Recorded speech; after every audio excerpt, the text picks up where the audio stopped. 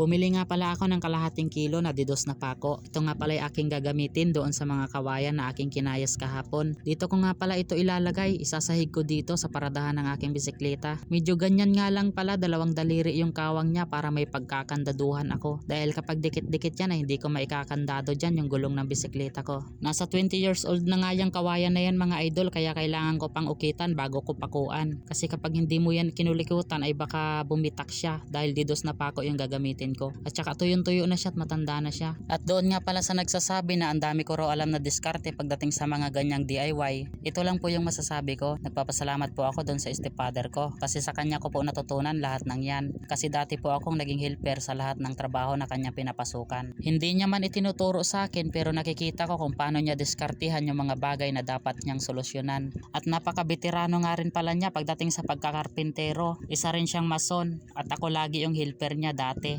Ganito lang po itsura ko pero marami na po akong karanasan pagdating sa trabaho. Edad 14 pa lang ako, nasa Maynila na ako at iba-iba ng trabaho ang napapasok ko. Ganyan talaga kapag wala tayong natapos. At sa haba nga pala ng panahon ngayon ay nasa bahay naman muna ako kasi no choice ako, hindi ako makapagtrabaho kasi binabantayan ko yung anak ko. Mas malaki kasi yung sinasahod ng asawa ko kumpara sa akin. At sa tuwing sinasabi ko nga na ako na magtatrabaho ay sasabihin niya paano na tong diploma ko, sayang naman kung hindi ako magtatrabaho. Kaya naman pinagbigyan ko na kasi ako mismo wala akong diploma. Kaya siya na lang muna ang pinagbibigyan ko. Siya na lang muna magtrabaho at ako na lang muna sa bahay. Pero siyempre kapag lumaki na yung anak ko at hindi na kailangan bantayan, baka papasok na rin ako sa pagtatrabaho. No choice lang talaga ako. Kaya naman dyan sa dada ng dada na wala akong trabaho, pasensya ka na ha. Pero hindi naman ako humihingi sa'yo. Mismong sa asawa ko nga hindi ako humihingi. Hindi ako nagiging pabigat. Lahat ng gawaing bahay nagagawa ko. Lahat ng pwede kong maitulong sa kanya ay ginagawa ko rin. Bago mo nga pala ako husgahan, bayaran mo muna ako sa utang mo.